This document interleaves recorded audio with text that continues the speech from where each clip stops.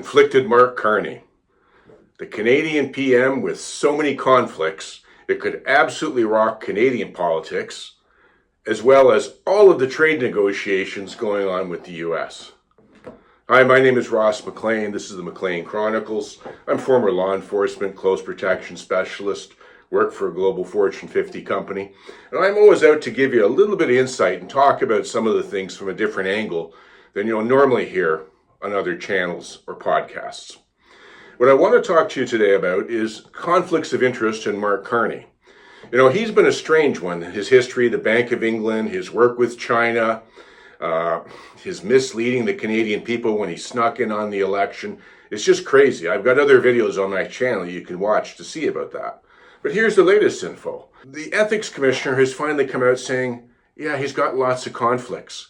And they're absolutely unbelievable. I don't know how he can do the job, quite frankly. I have no idea. He spent most of his adult life talking about how he was the energy, clean, green, superpower guy. That's what he was. He did it when he was over at the Bank of England. He got involved with a thing called GFANS. It's a really strange thing where he's forcing companies to get rid of their carbon use. The US Congress looked into that. I have other videos on that. He worked very closely with the Chinese banks. And then he got involved with Brookfield, a massive, it's like a baby brother to BlackRock, but it has tons of money. A massive investment, hedge fund type, if you will. And they hired him to specifically run transformational, like green energy stuff. And he reached out to all his buddies in the Canadian pension funds and everything, and they threw tons of money at Mark Carney. And this was the whole thing. He was going to transform everything. Green energy, solar, decarbonization, dams, oil is bad, carbon needs to be out, net zero. This was his whole life. This was the whole point of his job when he was at Brookfield. And then he more or less got placed into the position of PM. I don't know how you call it an election necessarily when it took place in like less than 28 days. And at the time, he would not say what his conflicts of interest were, where the money was lied, where he was getting paid. Listen to what Poilievre has to say here. During the election campaign, Mr. Carney said, and I quote, "I own nothing but cash and personal real estate, and that's not going to change in public life."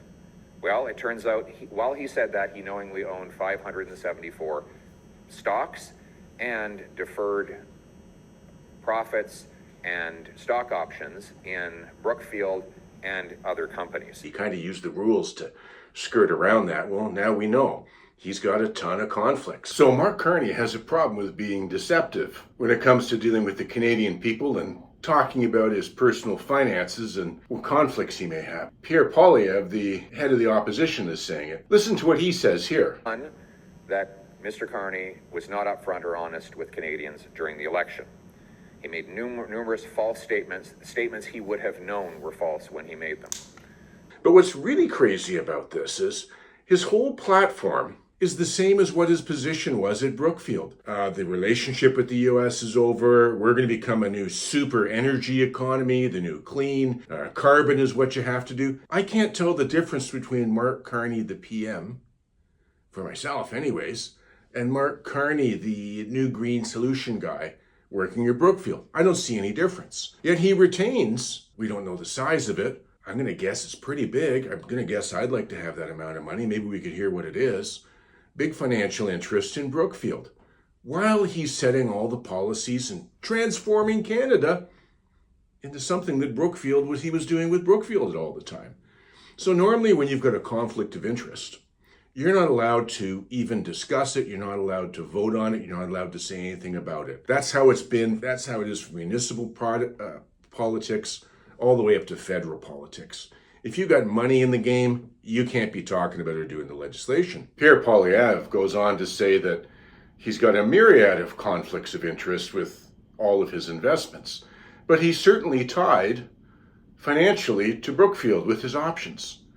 And it appears that he wants to change the entire Canadian economy to suit the industry that Brookfield has money invested in. Finally, he said, and I quote, "I do not have a connection with Brookfield Asset Management." Well, it turns out that he has continuing stock options and deferred share units in Brookfield Asset Management. And these options cannot be sold, or at least not easily, and we have no reason to believe they have been.